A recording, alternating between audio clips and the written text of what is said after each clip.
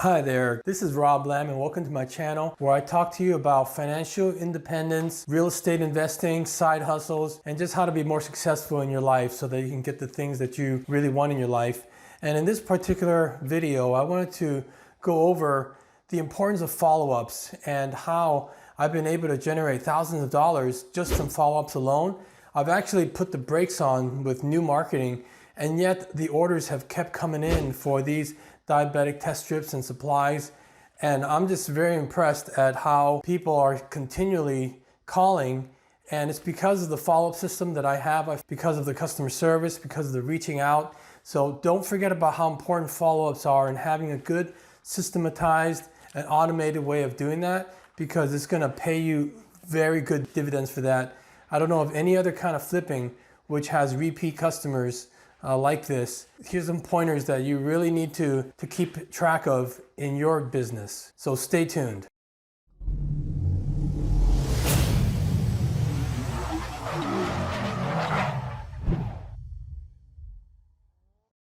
All right, you all have probably heard that cliche saying that says the fortune is in the follow-up.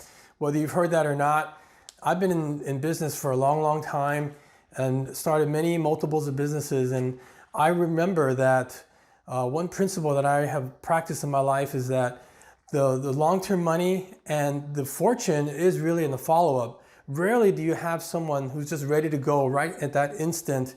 Like when I'm approaching a seller in my real estate, yes, there's some that's very motivated and they're ready to do a deal right now today, but 70% of them usually come back in many months from now. Sometimes it could even take a whole year. But the paydays for that is great. And you know, in the medical commodities business, it's not any different. It's just that a lot of times people don't have the patience for that. And just because they're not ready right now, or maybe they didn't have the right products, maybe they're expired at the moment, things like that, or they don't have a new supply yet, you don't want to let them go and like they lose your number or something like that. They call you and then you don't know who called you before and you don't know who to reach back out to them before. So it's really important that you have a way that you can keep track of all these folks and then reach back out to them. In this video, there's a couple of points that I wanted to share with you. The first point is to track your marketing. So for example, when you have a incoming call, I know right away from a little whisper message that it is a call that's related to my particular kind of marketing, or in my case, because I have multiple businesses, I know that it's something related with the test strip business versus like in my real estate or something else. So I can answer the phone in a very credible manner, like, hi, are you calling about the test strips, right? And that brings instant like professionalism and credibility.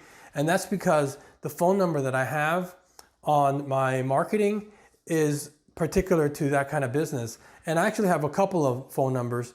One is for like, let's say online marketing, and another one is for like signs. So I kind of know just from them calling, and I tag them and know what marketing is working better than others. So I think that's really important, especially if you're putting in marketing dollars, to have a good idea and be able to track your marketing. And if you're not, I always ask them even, hey, you know, great, thank you for calling. How'd you find out about us? And sometimes they said that I got it from a referral, because, you know, even though they call that number, it may not be from the original marketing, which could be a bandit sign.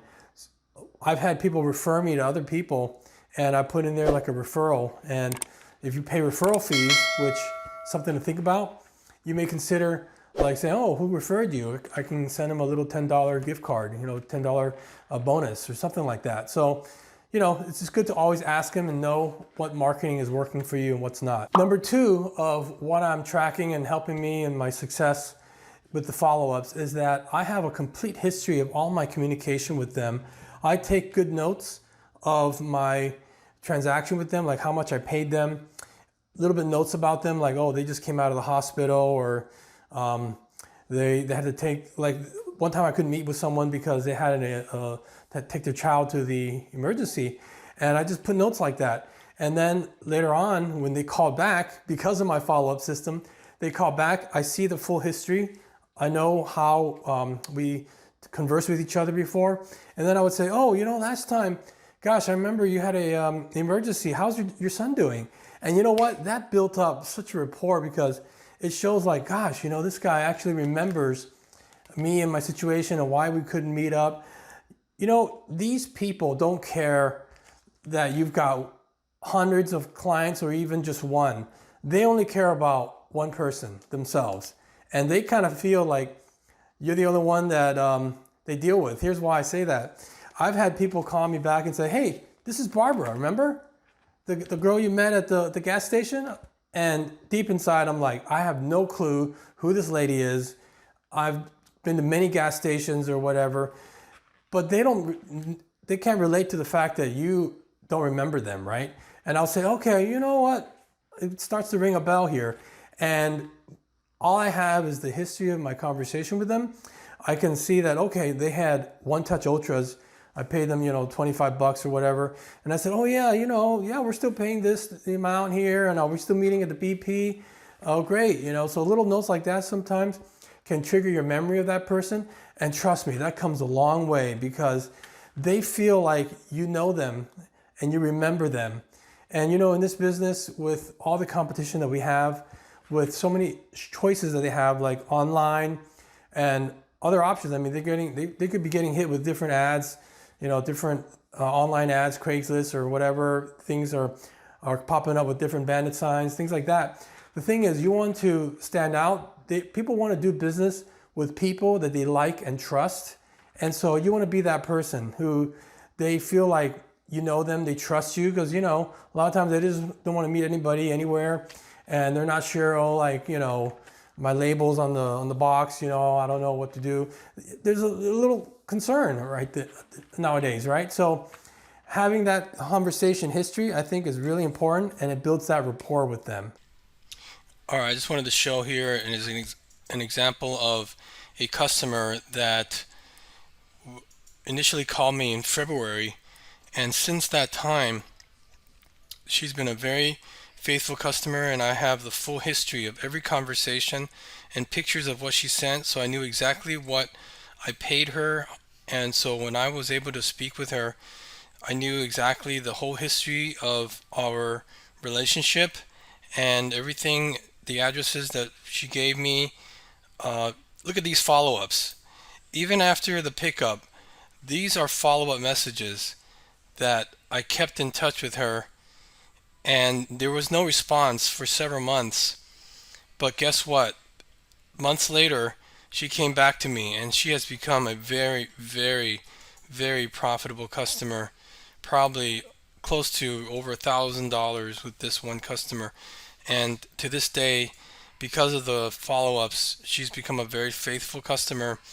And this is an example of how powerful it is when you're able to reach out to them and get in touch with them and really keep track of your entire relationship.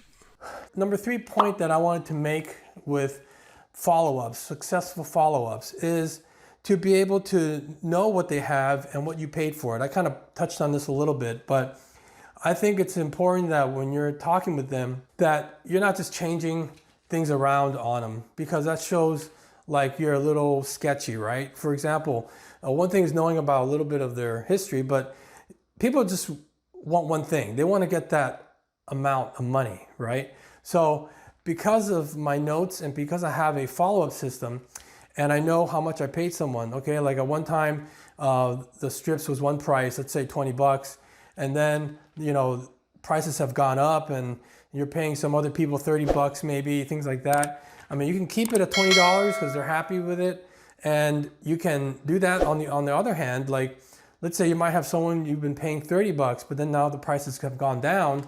If you lower the price on them, they may be like, what's going on? Why are you lowering it? But by knowing how much you paid and some of the history, you can kind of say, hey, I know I paid you $30 before, but the prices go up and down, and right now I can only pay you $25, but you've acknowledged it first, right? You kind of handle that objection, because they're going to have an objection like, man, why is the price changing?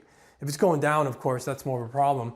But you can explain it like, hey, heads up, I know I paid you this and now it went down to this, versus, when you just start paying them less or something, they're caught off guard, or they're thinking you're a little fishy. So I think smoothing out and having that conversation, knowing what you pay before and what you pay now helps.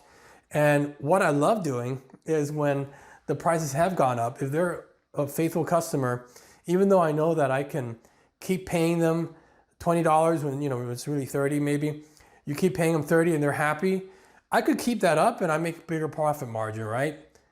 Nothing wrong with that because they're happy with what they're getting paid. Well, I love it when I know that they're such a faithful customer of mine.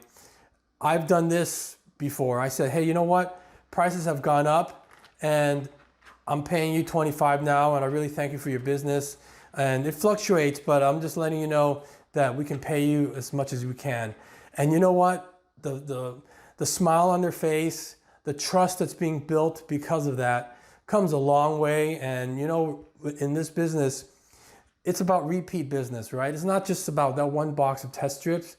Some of these guys, they get like insulin or other products, so they know of other family members. Remember, 10% of everybody you come across is probably diabetic. They refer you, and that kind of trust comes a long way. So it's worth to give them a little boost in income, keeping that conversation open. When you meet with them, talk about like, how's it going? How's the baby? Because you made a note in there, like, you had a baby that you saw in the back of the car. So building that trust is key. And this comes along with point number one, not only knowing about their history, but also keeping track of the prices. The next point I wanted to make is to record the calls. Now, I know this isn't as critical. Not everybody has the CRM or software to record all the calls. So it's not that important. However, in my CRM that I use, and the links are in this video below if you're interested, it automatically records all conversations, right? I love that. The reason is because I get people calling me all the time about stuff, that they saw while they're driving. And sometimes I'm in the middle of something and I don't have things to write with. Well, when the calls are recorded, I can play back like, okay, what was their name? What was the brand count? I might have missed it on the phone, but like, instead of trying to go over everything in detail, I can just play back something and recall what they did. And again, this is what I'm sharing with you about building that rapport, right? Because you recorded it, because you have good notes, you know so much about them. They say it the first time you remember. They think you're just a freaking genius for just making it so easy to do business with. Like, they feel like they are your only client almost, because you have the conversation before, you've taken good notes, and a lot of times that makes a difference between you and the next person.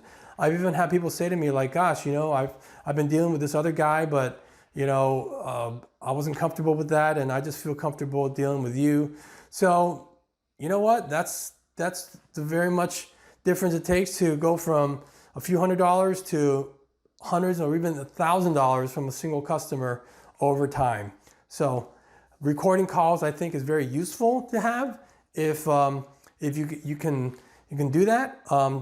Just another tip to keep in mind. Another important point is the importance of continually following up and dripping on them. That's so important. I've had my system is constantly dripping on people, right? Month after month after month. And some of these people who call me back, I've seen a list, because everything's tracked. I've seen a list of all these messages that got sent to them and there was no response. Well, suddenly they give me a call and I said, hey, how'd you hear about us? And you go, oh gosh, you've been texting me for so many times that I finally was able to get my shipment, and here, I'm ready to sell it. And it's awesome when the system is just like constantly following up with them, because I have now hundreds of people that's being followed up on. And like I said, I've even stopped marketing, but yet people just keep calling me and referring me and things like that. So it's awesome. And now it's time to really, go up another level here. So I just wanted to share with you that it's important to set that up. And in the CRM system that I have, I set all these up with both people who are warm prospects, meaning they didn't actually sell me anything yet. And then there are those that are actual customers, because it's a different message, right? It's part of that consistency of message. For someone who's a customer, you don't want to say things like, oh, when are we going to do some business together? You know, that sounds weird. You sound like you're not relating, right? For a customer, you talk to them as a customer, like, hey, great to have done business with you. Are you ready to do this again? And then for people that answer, I mean, just call and they didn't have anything to sell, you can keep dripping on them in that way. So it's really different messages. Let me show you one more example. This was an incoming call that came in, and it was actually a missed call. Here's what's important. Because I was able to capture the phone number of the incoming call, here's the key is I'll make sure I don't lose that call, because sometimes they may not leave a message, right? So if they don't leave a message, I still put them into follow-up. I try to reach out to them, and I have a missed call, like, we missed your call, and I keep following up with them. And guess what? By the fact that I was able to get the incoming call, reach out to them, they called back, and we actually were able to do some business together. And then I kicked them into another automatic follow-up system so that it'll keep dripping on them. And we've done several deals together even after that. So here's another big tip, is that even when the call comes in, they don't leave a message, make sure you reach out to them. You don't want to lose that customer. Another point I wanted to make about that is that there's a saying called the squeaky wheel gets the grease. Well, in this business, with all the competition that you have, and there are so many options that they have online and things like that, it's the squeaky wheel that gets the grease. It's the person that seems to care the most about the other person, who seems to want their business, who seems to be easy to work with. You know, you're here, you're local, you're here to do pickups. Sounds so easy, cash on the spot, you know, you're friendly, you look trustworthy, you have good rapport. They'd rather do business with that person, and you're constantly now in their face using technology. You're more likely to get their business. So the squeaky wheel gets the grease. Well, that concludes this video of important follow-up principles that you can apply towards your medical commodities business.